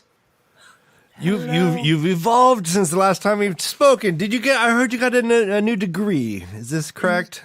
Correct. Yes, I got a quantum string theory physics doctorate in astrology. I am now syndicated in several papers where I can read, if you are an Aries, how your day is going to be. Okay. Good music. Yeah, I'm giving you some music. I was gonna give you techno, but I really that we're calling for something more intelligent. Brother Narg. Oi. What do you think about Narg for president? I would not want the job, and I distrust anyone who does. Narg smart. Yes. Hopefully we'll have some more time to get into your plans for the Two River, as we are currently talking about Perrin and the Two River. I can't wait to hear about your thoughts on Perrin's... I've actually transformed Thatch into solar power. The Two Rivers is thriving. Well, let's put a pin in that. Hey, will you stick around for our section with our friend Floaty? It's hard to change, so yes. Okay. I don't... Do the intro, Narg. I don't like to brag. I don't mean to boast. But it is time for the way of the float. Oh, yes. Let's bring him in, ladies and gentlemen and humans on all the spectrums. I was promised that he was going to be reading, Ryan. He is not reading as he brought... Oh, okay. And he lived happily ever after. Happily ever after. Yes. Welcome, Float. Hello. Hello, Everyone's Floaty. You look tasty. So do you. Okay. All right, so Floaty, let's talk Perrin and the Two Rivers. Oh, good stuff here. And Slayer. Right? What are your thoughts? Okay, so going back to Fael, how they're a chaotic relationship, and then at this point where she's like, oh, she's telling him what to do, she's treating him like a slave, and I'm like, this is so wrong. Right? Is it so wrong it's right? Well, Pretty much. Do you find it to be somewhat toxic, or do you find it to be more along the lines of they're just still getting to know each other? I would have to go with the toxic part. Okay. It's not good right now. They won't even stay together in the ways, which is very dangerous. Oh no. Nog traveled the ways once. How was that? It was uneventful. Of course. Yeah, we didn't see the wind. I was promised wind, and there was no wind. I went whale watching one time, and it was the same thing. Just placid, dirty Our water. drop truck was very nice. Chuck and I would play cribbage and in the evenings. He was actually a pleasant chap until he got killed with 2 knives in his eyes. Floaty, did you vote for Narg in the last election? I did. Okay, Thank you. beautiful. I wanted to cover what the Black Wind tells Perrin. Please, yes. So, okay, it made me think that it wanted him to kill Fael, or later thinking it could be referring to him, the Black Wind telling him to become basically the killer version of himself that he does not want to become. well, let me see if I can find that exact phrase. Do you? I have it actually. Okay, please, can you read it for us? Bitter blood, bitter blood, blood so bitter. Drink the blood and crack the bone and suck the marrow, bitter marrow. Sweet the screams, singing screams, sing the screams, tiny souls, acrid souls, gobble them down. So sweet the pain, That sounds like a Skinny Acrid- Puppy song I used to like. Acrid Souls. I think we saw them at Coachella. You right? see every band, Dan. You gotta. Ryan, Hey, I want NARG back. I want NARG. Ryan, consistency. Oh god damn it! I fucking forgot. You're right. I'm not today. Floaty, were you reading that from your notes? Do you have What? notes? Yeah, Are you keep reading going. that from your notes? Can I see your notes? Oh yes. So here's the. Oh, yes! Right? Look at that. I love a Just man. one chapter. It's a Oh, thing of man. beauty. This is some research. I'm into it. All right, here. Yeah, That dive back reminds me in. of my So then, going back to the Black Wind, that made me think, okay, either A, the Wind wants him to kill Fael, or he wants the Black Wind wants him to turn into the killer version of himself that he does not want to become with the axe. Mm-hmm. Yeah. So it could go either way. Where do you think it's gonna go? Based on where I'm at, I'd have to go with the hammer scenario, Okay. since that clearly has not happened yet. Oh, What do you okay. think the Black Wind does? What do you think the Black Wind does? So basically, what I think happens is that, like, in the TV show, when it was telling Moraine that, oh, everybody's gonna die, it's gonna be your fault. So it's what I think it's telling them is basically the most absolute terrible thing that you do not want to happen. So do you think that the Black Wind just creates a depressive state, or do you think it actually sucks blood and marrow? Both. All right. Oh. Well, brother, how do you define what's going on with the Black Wind? What does it do if you're caught into it? The show just suggests if you're deaf, you're fine. It just tells you bad things, and It's if you not don't- good. Right. It tries to kill you. What do you think think, brother? It's something that is so. When we originally are introduced to the Black Wind the first time, I kind of read it like everybody's hearing it, and then the show Right. had their take on it. Excuse me, and then in that phrase, like I think right after what you had read, the words in the book say Perrin heard in his head. Right. So now Mhm. it's like, okay, so now they're hearing it in their head, regardless Right. Well, if it's Do you so. hear anything at any other place though? If you think about it, hearing. No. It's more of the I think that's just Like- a statement of fact. him hearing it Yes. versus in his head versus the way it was phrased. Just makes me think he's hearing it in his head and it's not being said out loud. Right. Yeah. Like an internal thought. exactly. So, like, I don't know. All right. So Shanstein says, I think if you're already evil, it's no biggie. Narg, are you evil? Define your terms. No. Are you running for a political office? All right. Yeah, I'm slightly evil. I was teeing you up for your "I am not a crook" Nixon moment, but that's fine. Oh my goodness. That is such a out of left field. I'm surprised that you would think that I would just pick up on it. But I had a am few more points not for a this crook. chapter. Here. Yeah, hit us up. Okay, we see the Trollocs in the ways, and I'm like, okay, this is not a coincidence at all. We've seen something like this already happen, and this basically tells us how they got to the two rivers in book 1. Yep. That, okay, Pat and Fame was behind this in the first place in book 1, so it makes more sense now why they weren't seen and they just appeared out of nowhere. Uh-huh.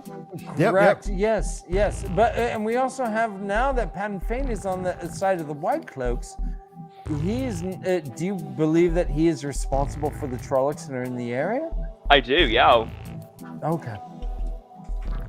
Awesome. All right. Since Right we on. saw him the way, so I'm like, he's behind all of it. Floaty, why do you think that the Aes Sedai are in the Two Rivers? Do you think it's because they are truly looking for women of talent? No. I Go on. don't. Yeah. Okay. Okay. Look, what do you think they're looking for?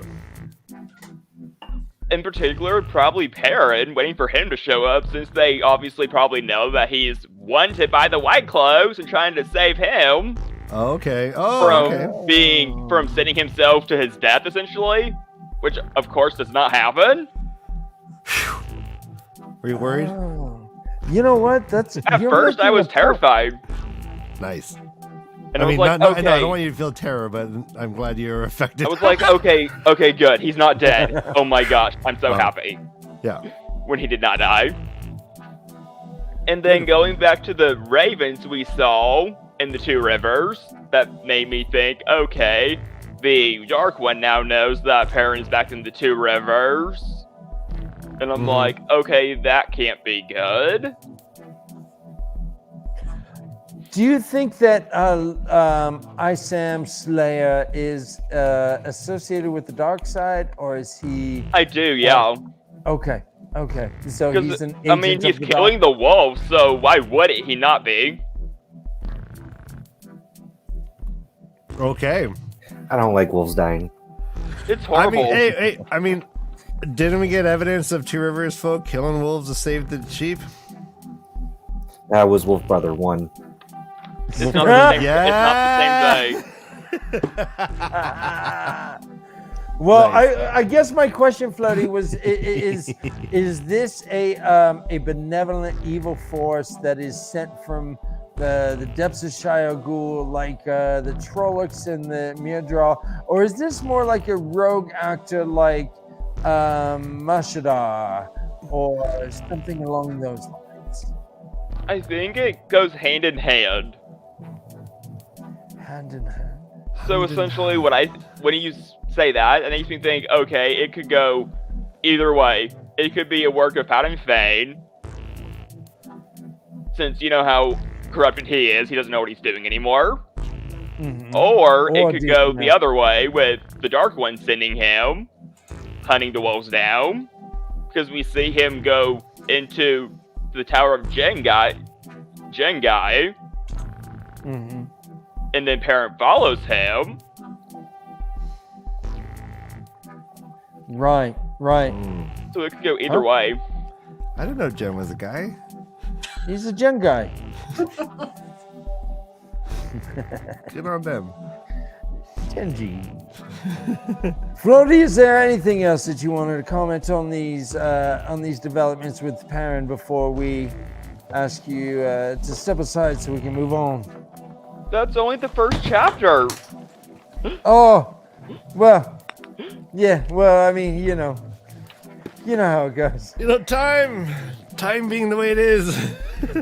You know how it goes. We're in Teleran, it goes faster. You just suddenly Okay. it's morning. Let's go back to 28 when Perrin sees the skinned wolf. Okay, yes, and that's why he's called Slayer, I believe, by the wolves. because Yes, he's killing yes. wolves, right? Yes. He could be called a skinner or a tanner or a suit maker. Yes. Perhaps. So okay, this is all making sense. Since Perrin was not be able to hear them, we're learning that the Slayer guy is killing them, so he can't hear or communicate with them. On So do you purpose, think that I'm all the wolves assuming. the wolves have just left the area because Slayer's knocking them out? Well, I believe there's somebody higher up that's instructing him to kill them. To harm Perrin. And I would have to say probably either one of the White Cloaks or Patton Fane. whoa. I Because love of it. course he's not gonna do it by at his own will without somebody telling him what to do. I love it. And Oh, then, yeah. okay, Excellent, So- my good friend. Excellent. I had a few more things from 29. All right, pick 2. Oh, Terry Okay. Ford with haste. Okay, so when Perrin is feeling that he needs to protect his family, and Fael's like, "Oh, you need to worry about me." I'm like, okay. He's like, "I'm gonna protect my family because I'm like," he's like, "Screw you! I don't like or want you, so Mhm. leave me the heck alone." Yeah. And he's Wait. like, "Oh, my family's more important. They've known me since I was born." Whereas Fael just showed up one day and was like, "Oh, I like you. That's good. Let's become something." That's a good point. And him like, shit, they don't even know each other for a whole year at this point, do they? Yeah, she didn't wipe his bottom. No, I think they know each other for mere months, if not weeks. And now they're already wanting to get married? Well, you know, These things happen, my friend. It doesn't make any sense. Tinder's a weird thing. It sure is. Love moves mountains. Yeah, you said the mouthful. One more. One more. I think the Congers and some of the Goblins are in leg with the White Cloaks and the Dark One. Ooh. And so they are dark friends Strong themselves. Yes. Do you believe that the White Cloaks are dark friends? Yes. Interesting. For sure, 100%. But Since their they're in league names are with white. the Pattern Fans there later, of course they are. That's great. Ooh. Oh, yes. So every one of them is a dark friend. Maybe not all of them, but a good majority of them. Like that, What- like, so the like Village that, like, Wisdom like is now upper Deus management, Conger. or What was that, Brother Well, Dan? Is Deus Conger, who is the now current Village Wisdom, is she a dark friend in your Yes. opinion? Because if you remember the scene where they go, a few of them, with her included, go to the White Cloaks camp for some reason that they have not said why. Which got me thinking that could be a possibility.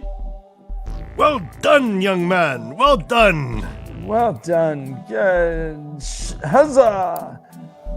Ryan. Mis- No, I am Lipitor now. Well, I am Lipitor, going. ah. I vow to maintain an intellectual voice with you for the rest of the show. Oh, if you can do it, no. I can do it. Oh no. It is not Lipitor is smarter than I look, and I'm angrier than I sound. easy. Righto. Floaty, tell us about your blog, and then be gone with you. You can find it at floatieswatdogs@blogspot.com. Okay, nice. He also has his own channel within our Discord where he posts his thoughts. He's pretty consistent about posting them, and his opinions are really well thought out and fun to read. Some of the And best I- predictions in the game. And I try to do this post for each chapter of every book. Yeah, you're doing great, my friend. I've You're been doing And your predictions are forgotten a top chapter. notch. I've Terry forgotten ho! I've forgotten a chapter here and there, but overall it's going pretty consistently. Well done. Well done. So proud of you. Thank Have you. a great one, Floaty. We'll You- see you y'all next too. time. Good night. Huzzah! Huzzah! And bon voyages. Guys, it's happening. Indeed. You feeling it? We are going to play the game that's sweeping the nation. Which one were you doing, right? We are doing pharmaceutical names, or Italian villas, or Wheel of Time names. Yes, it's that game again. Pharmaceutical name. We're gonna give you a name. We're calling it RJ, RX, or Italian Village. Okay. What we're gonna do is Ryan is going to post up a thing up here. It's a word. You are going to tell us if it's a pharmaceutical, if it's a Italian village, or if it is a name that Robert Jordan made up. And please, bonus points for guessing if it's a drug, what drug it is. What does it I'm do? looking for that. If it's a right, like, and if it's a wheel time name, who is it? That's always fun also. All right, let's go for our first one. Where is this? What is this? How is this? First one. Portiki. Portiki. Are we just guessing? Yeah, we're just guessing. Yeah, we'll let you go first, Mr. Stovey. Is this Oh, a prescription drug? Is this a phrase that Robert Jordan created, or is this an Italian village? I'm gonna say Italian village. All Feel free right. to guess in chat. Wolf brother? It's the port city of Portici in Italia. You are correct. Are you the first? It is. Okay. It's Are you Italian? Me? No. I am a quarter Sicilian. Okay. Well. Why did that you get that counts. wrone then? You just No, you everyone's got it right. ashamed. All right. You got it right. Here we Yeah, go. Both of you got it right. Well done. Yes. I'm not paying attention. Here we go. Next. It's the Matt era. Matera. Wolf brother, you go first. We're gonna switch off. Good. Who goes first? It's a drug. What does it do? Just guess what it does.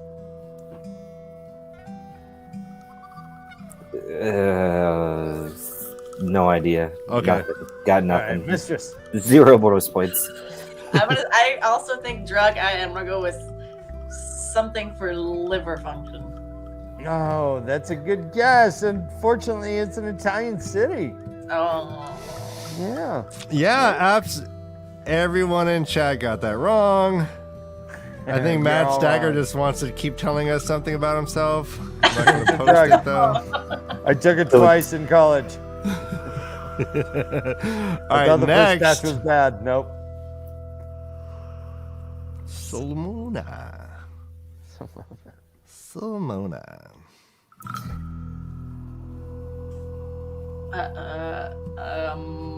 I'm gonna guess drug again. All right, drug. All right, Wolf brother. Sleeping. For sleeping, Simona. Ask your doctor. Um, Kayla. Kayla. It's gonna be a Wheel of Time name. Oh, Okay. you were both wrong. It is again an Italian village. Apparently, we didn't You- shuffle the deck. No, I'm doing this on purpose. Italian villages. Yeah, it starts with an S. It's gotta be a nice Italian name. So it is an Italian village, but yeah, we're just fooling you. All right, I gotta find that one. Novara.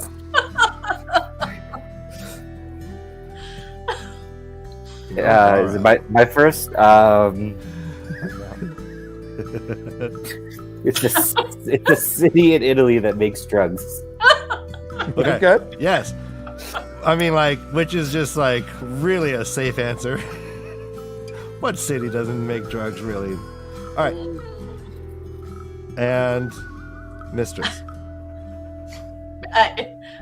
It's a drug. And what do you think it Want a does? new drug? One named The Navarro? people in Italy take. It makes your breasts grow larger. All right, yes. Baby drug? It is, God damn it, it's an Italian name. You got it. It's an Italian town that makes drugs. They're known for their drugs. What's the next one? If it's an Italian, I'm going to tell you to switch if it's another Italian. Like you're just- I'm randomly going through these. Yeah, I understand. Are they really random? Okay. I don't know how to pronounce that. So is it a pharmaceutical or a WAT name? It's a new game. What is this two? It's a little Maybe. Oh. Is it? Don't tell me. Is it Wolf Brother first? Who's first? Go ahead. I think it sounds like an Aiel or a Shantan name to me. Soran. Although I don't remember that name being used, but it does seem like it could be an Aiel or a Shantan name. Okay. Wolf brother? I'll take the drug. I'll take some too. What? Sauron is Sauron Maravel, Arthur Hawkwing's greatest general. Ew. Well done, mistress. Well done, mistress. Sour and space tonight. Accents are hard to remember. All right, Ryan. You're doing great. I need to sound smart, not constipated. What is the meaning of this? Serena. Esonia. Yes. That's This a drug. game is harder than you think. The harder I try, the more Spanish I sound. See. You gotta go first, Wolf. That's a drug. Well, it's Oh, a drug. Ross, he came in strong. It's a I drug. do also kind of think it's a drug.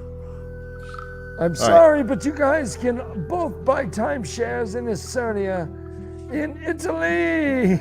Oh, Kayla got it. Oh my god. And Wolf Yeah, I Brother. got it. Yep. Icernia is a drug that addressed hernia concerns. Icernia. My hernia is concerned about paying the mortgage. Next. Next. Jeez. I'm gonna say drug. I'll do drug too. It's another Italian city. What the shit? The wild card is killing you every time. That was just a You guys- the Italian city. Before Didn't it you was guys just study up? RDRX. I feel like we're All gonna right. start out. Yeah. No, we're talking. Terminally. Wow. Who goes first? Drug. I'm doing drug too. Turnil is the Queen of Andor during the War of the 100 Years. It was a Robert Jordan name. RJ, Kayla got that one too. She's killing it. You should be proud, Wolf Brother. Your wife is killing you. She's smart. Serena. Absolutely killing it. I feel like this is a trick because I know Mirena is definitely a pharmaceutical. But if So I'll go with the Wheel of Time name. Hey, it's Manena. All right, you have half credit. Do you have any idea who this person may be, Wolf Brother? A servant of some sort. No, petty. No, Sorella Mayana was the Queen of Menatherin at the signing of the Compact of the Ten Nations. You got it wrong, finally, Kayla. So wait. Accept So your she- humility. You she was an can't Aes get it Sedai. wrong. She was the Queen of Menatherin. Oh, a queen. Yeah, I don't know if she was Aes Sedai. It's not. Because if she's an Aes Sedai, she's a servant of all, and I'm correct. Well, you know what? Hey. Stick it in your burrito. Italian. Barato. That's probably wait. Italian city. The Italian city. Agreed. I am looking. It is an Italian city. Correct. Good Well job. done. Huzzah! Huzzah. Wait, since we are doing a Bay Area themed show, did you know that you can go to a traditional Italian mozzarella farm where they have water buffalo in Sonoma County, and they do it. It's the only cheesemaker in America that does mozzarella the traditional way with water buffalo, and if you do pay for the tour, you get to cuddle the baby water buffalo. Wait, is that where they is it kind of like when you get that really expensive coffee they eat it and they shit it out? Is that how you're getting the cheese, by shit the water buffalo just pooping out the mozzarella? Sounds a whole lot like we're getting yak cheese, right? I feel like I'm gonna avoid that with Are the they 10-foot. gnu's? Just water, but they milk them just like regular cows. So Brother Dan, is it water buffalo have like those 2-foot horns, right? Yeah, they're big. But they hand raise all of them. It's a very small herd, and they're all like super friendly. Like the baby cows like lay down and you cuddle them. Oh. So if you haven't done that, you should do it. So it's a heavy petting zoo. Yes, it's very heavy. I'm gonna go RJ. One of name my on this favorite one. NoFX albums. Heavy petting zoo. RJ name Savannah. More than Pumpkin Drublick? Savannah. What do we think? Name? Italian city. Pharmaceutical. Wolf. Will it? Savona. Italian city. My. Savona. Dovey, what was that? What was your guess again? I'm 50% RJ, 50% Italy. Okay. It's Italy. It's Italy. So you're at 50% right.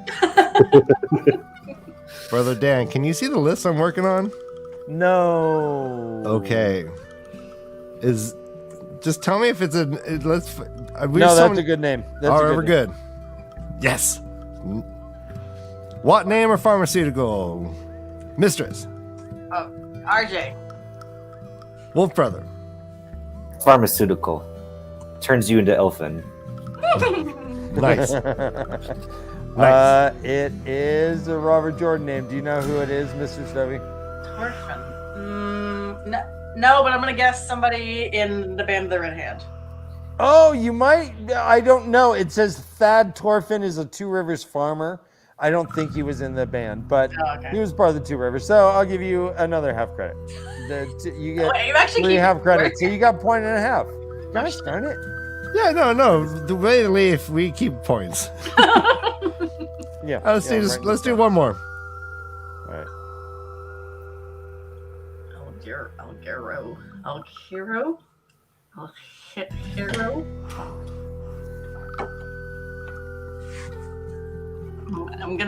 I'm guessing drug. I'm gonna go city in Italy. All right, I'm sorry. I'm still looking for it. The answer is an Italian town. all right. Dan, we'll work on that. Too many Italian how towns. do you Yeah, come we from? should mix it up, but that's all right. Next one. That was fun. It could be. Narg, man. You're having some troubles. Narg is, Problematic. Narg is, his accent comes and goes, and his nose comes and goes, and his horn comes and goes. Ryan, if you want, we probably have time to do Poop of Prophecy. Let's bring it. All right. We're going to play one final game. It's called Replace Poop with Prophecy. I am going to read a prophecy from this book series. It may be a dog prophecy. It might be a light prophecy. And I'm going to replace one of the words with the word poop. Your job is to replace poop with the proper prophecy word. Are you... All right. That's like in Airplane 2, and you're like, don't fall apart on me now, and his arm falls off. That's right. Narg had to go. Not Airplane. Narg had to go. Airplane 2. Airplane 2. Show you 2. All right, Narg had to go. I can't do Narg anymore. Narg can only stay for a brief moment. No, he's busy. All right. Are you ready to replace poop with prophecy? Give it a shot. You are special. This is a dark prophecy this evening. Lo, it shall come upon the world that the prison of the greatest one shall grow poop. Are we yelling it out? Lo, it shall come upon the world that the prison of the greatest one shall grow poop. Yeah, yell it out at this point. I'm yelling weak. Weak. You both are right. Oh. Like the limbs of those who crafted it. Once again, his glorious poop shall smother the pattern of all things. Once again, his glorious poop shall smother the pattern of all things. Power? I was gonna take that. His glorious reign. That's a good one. Like, With an E. Once again, his glorious cloak shall smother the pattern of all things. Nice try, guys. All right. Gets poop. The rebellious nations shall be laid barren, their poop caused to weep. Once again, the can relate to rebellious this one. nations shall be laid barren, their poop caused to weep. Wolf Brother, you go first. Replace poop with the prophecy. shit. No. They're blank. Sorry, the last phrase again. The Something. rebellious nation shall be laid barren, their poop caused to weep. People. Yeah, I was thinking like either women or children, but I want to say women. Boom, BR, children. Nice. It is children. All right. Good job, mistress. There shall be none but him and those who have turned their eyes to his poop. Once again, there shall be none but him and those who have turned their eyes to his poop. I'm gonna say, This is my favorite game of all time, by the way, Ryan. I'm gonna say I love glory. fucking- To To his glory. Okay, I love right? it because one time it's gonna be the actual word is poop. Yeah. I write this message in poop. No, that's what it actually says. Greatness. You're close. There shall be none but him and those who have turned their eyes to his majesty. Let's do a couple more. No, people, this is great. Chat's loving it. Everyone's loving it. All right, good. All right, good. His butt. But, yeah, thanks. Jeff. Dark greatness, but very close. Majesty, power, very much. All right. Keep going. Glory hole. Yeah, there's a lot of pegging for some reason. In going that on. day, when the one-eyed fool travels the hall of poop. Once again, in that day, when the one-eyed fool travels the halls of poop. Thin. Thin? All right, Mr. Stovey? I mean, I would say probably that, but I'll say lies. In that day when the one-eyed fool travels the halls of mourning, mourning, like Morning. not like day. All right, two more. I'm just doing it on the fly. I got my phone. I'm just replacing This food. is fun. It's fun. And then shall the Lord of the evening come, and he shall take our poop, for our souls shall bow before him. Let me say it again. And then shall the Lord of the evening come, and he shall take our poop, for our souls shall bow before him.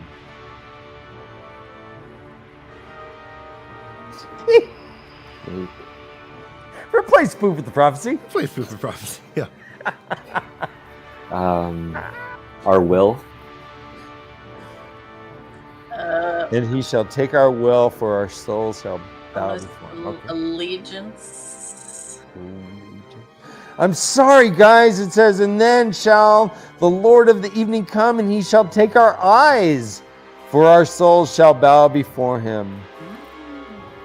Really good at this game. No, this is a hard game. This is a very hard game. Yeah.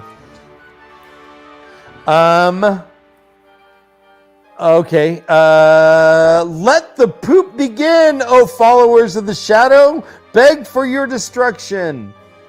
Once again, Let the City. poop begin, oh followers of the shadow. Beg for your destruction. So good, Ryan. This game is so smart. It's the best thing. Devastation. What did you say? Devastation. I'll say chaos. Let the Yeah, orgy the bigger begin. one. Instead of poop, let the orgy begin. I like that. Let the Oh, games followers of the begin. shadow, beg for your destruction, but here's your safety word. I'm sorry, guys. It's let the screams begin, which certainly can accompany an orgy. What Let the kind of pegging orgies are you begin. attending? Well, yeah, the screaming kinds. Oh man. Yeah, Man, you should. and the poop kinds.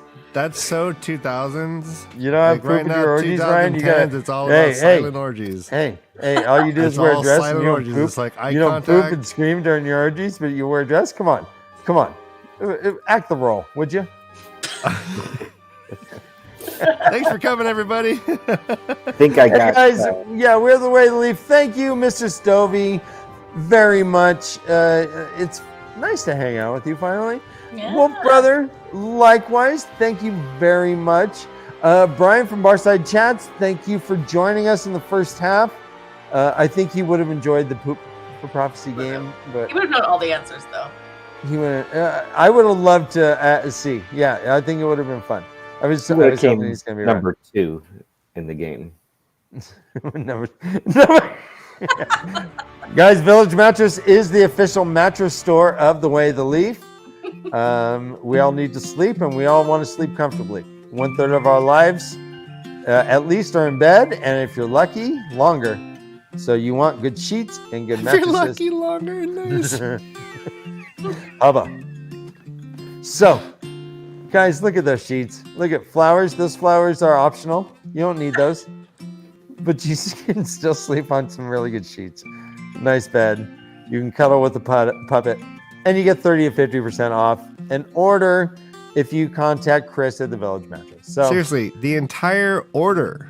the entire order. You buy a bed, a frame, maybe a nightstand. You're in Yeah, the it's time to thousands of adult, dollars. Boom, motherfuckers. cut it in half. Step your Maybe. shit up, get a new bedroom set, and talk to Chris and see if it's something that he can work out for you. I mean, he's willing to fucking work with you guys. So at least give him a call if you're thinking about it. Yeah.